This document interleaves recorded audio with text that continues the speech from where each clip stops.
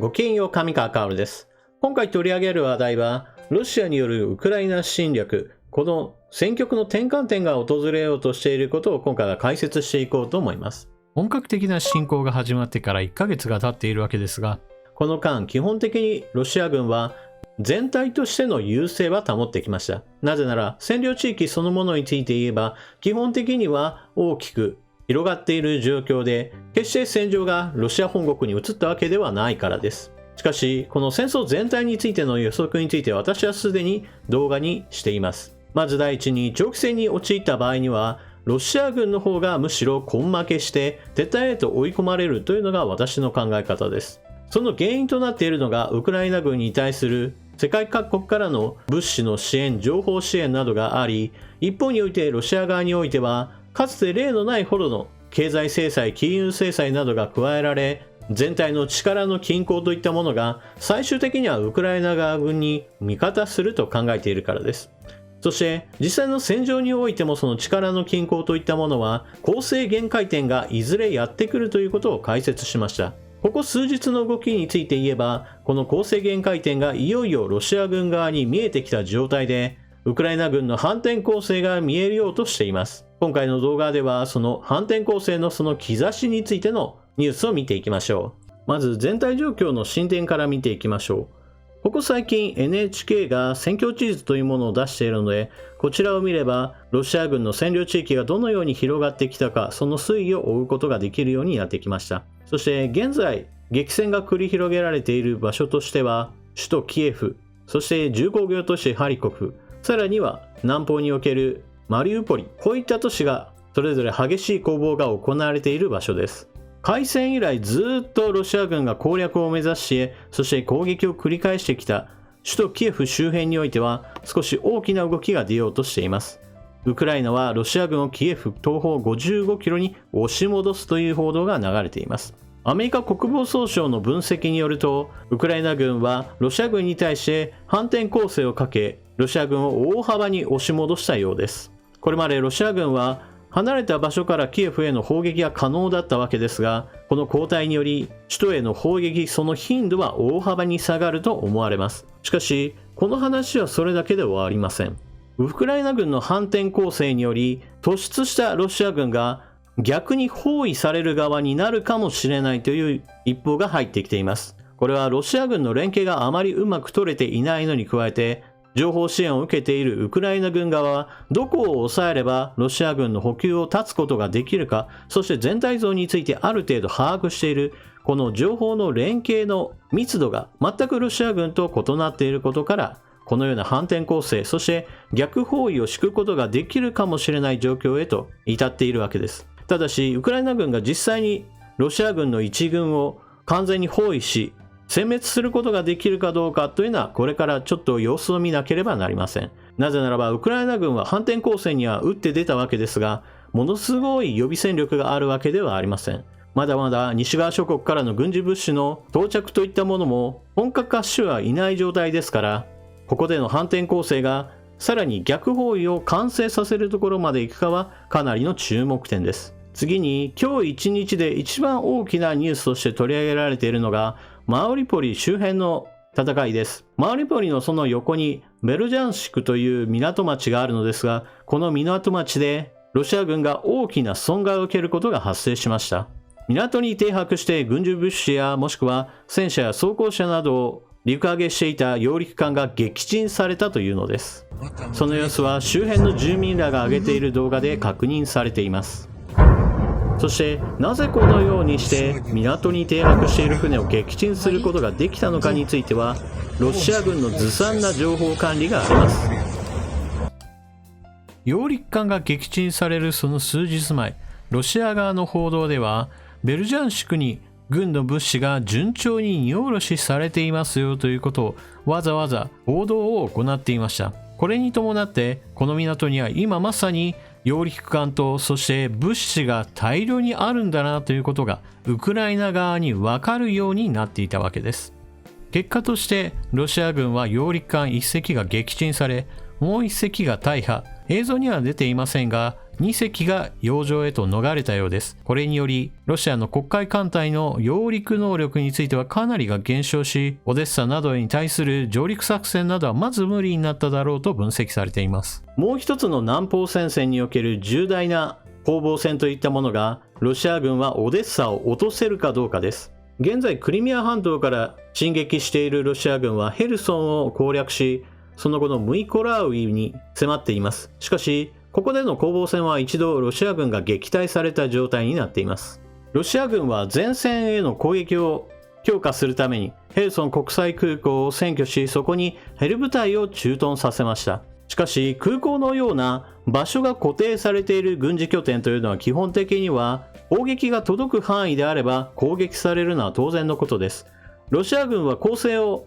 急ぐあまり、まだ周辺地域が完全に抑えられていない状態でこの国際空港にヘリを集結させてしまいました。そのためウクライナ軍からの徹底的な攻撃に遭っています。ウクライナ軍の発表としては6回の砲撃を行い、多くの被害を与えたというふうに報道しています。ただしこれについてはアメリカ側の検証においてはだいたい3分の1程度、2回分の砲撃が有効だとなっており、戦果の報告は課題であると評価しています。しかし、たとえウクライナ軍の戦果課題といったことを差し引いたとしても、砲撃による打撃はかなりのものであり、この地域において前線司令官の一人が戦死しており、また破壊されたヘリの数は10機以上だと考えられています。全体の状況としては少しずつウクライナ軍の支援が手厚くなりつつあります。イギリスはウクライナへミサイル6000機含む大型軍事支援を発表しました。これまでイギリスは他のヨーロッパ各国とともに多くの軍事物資を送りますよということを発表し、すでにその第1陣などは届いている状態ですが、第2陣、第3陣について言っても、これらの計画をさらに積み増す形でウクライナへの支援を手厚くすることを発表しています。アメリカの行う軍事物資について言っても、 CNN が第1陣がすでにポーランド国境を越えてウクライナへ入ったことを報じていますから、これから到着した軍事物資がウクライナ軍を大きく助けることになるでしょう。なお、今回取り上げたロシア軍の揚陸艦が撃沈された件に関しては、地元住民からの情報提供が盛んに行われていることなどを話しましたが、なぜインターネット網がまだまだ健在なのかといえば、そこには一つ民間からの援助といったものも大きな助けとなっています。電気自動車メーカーテスラの創業者として知られるイーロン・マスク氏は他にもいくつかの会社の経営に携わっています。その中において衛星インターネットスターリンク社といったものがあるのですが、この会社に対してウクライナは支援を求め、そしてイーロン・マスクはいいよという返事をしました。衛星インターネットの良いところというのは基本的には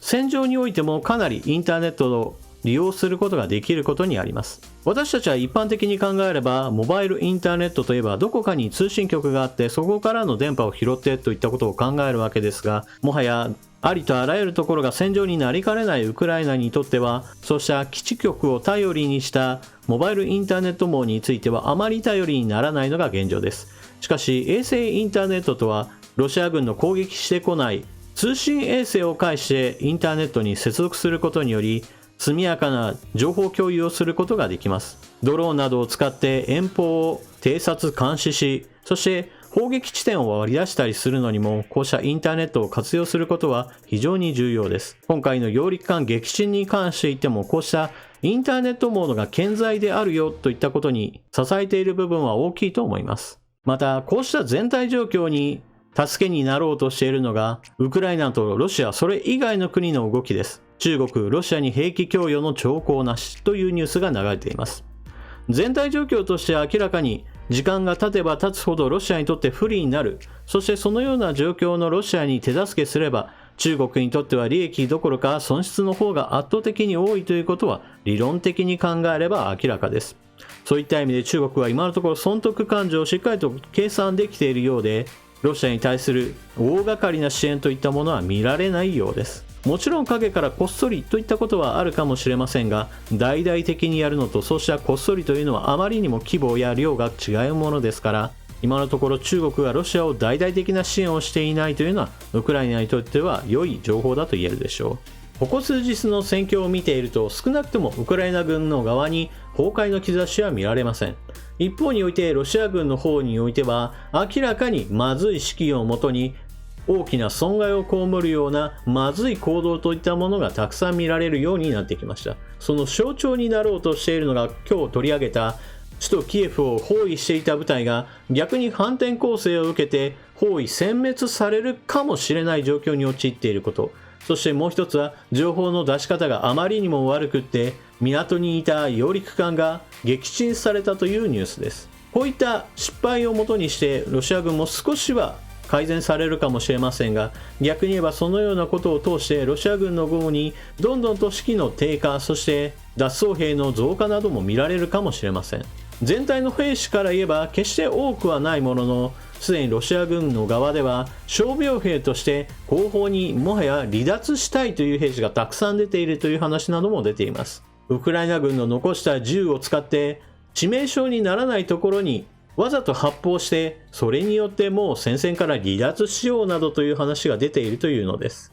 こういった話はあくまでもそれぞれの部隊の末端のわずかな人数ではあるでしょうが、しかしそのような話が信憑性のある話として広がるぐらいには今のロシア軍は士気が低いと言えるでしょう。全体の中で2割から3割程度は徴集兵で、これらの人々は基本的には1年間の訓練が終わったら家に帰れると思っていた人たちだと言われています。そのような人たちにしてみれば、ウクライナ軍からの攻撃にさらされている状況というのは全く納得できていないわけで、何とかして家に帰りたいと行動するのは仕方ないことだと言えるからです。今のところそのような士気の低い兵士たちに対してウクライナ側としては戦車や装甲車などを伴って投降してきてくれれば戦後にまとまった額のお金も与えますし、また捕虜としても十分待遇良い状態で迎え入れますよなどということをロシア側に発信しています。ロシア側としてはそのような情報発信を受けて無傷の戦車に乗って投降した兵士の話なども出てきています。この兵士の場合だと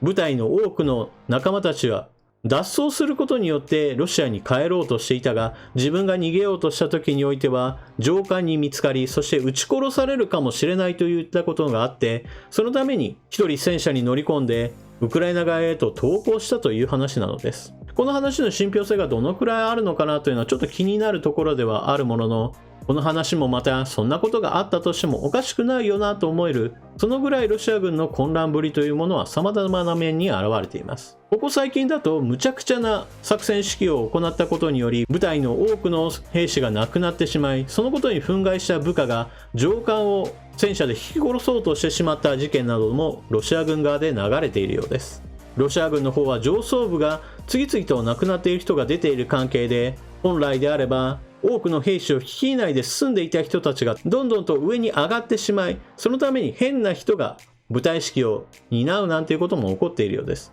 この辺りの混乱がさらに別の混乱を生み出して、ロシア軍の中で同士討ちなんてこともこれからは起こるかもしれません。ウクライナでの戦闘はまだまだ激しい状態が今後も続くと考えられ、そしてウクライナ軍が優勢に転じるまでは少し期間が必要でしょう。しかしウクライナの人たちの自分たちの国は自分たちで守るんだというその士気の高さというものは未だに維持されているようですから、戦局全体の反転について言ってもそう遠くない時期にやってくるのではないかなと私は思っています。皆さんは今回の話を聞かれてどのようなことを思われたでしょう。ぜひともコメントしていってください。それでは動画を最後までご視聴いただきありがとうございました。チャンネル登録していない方はぜひともチャンネル登録を。動画を見終わったら評価ボタンのクリックもよろしくお願いします。それでは次の動画でまたお目にかかりましょう。またね。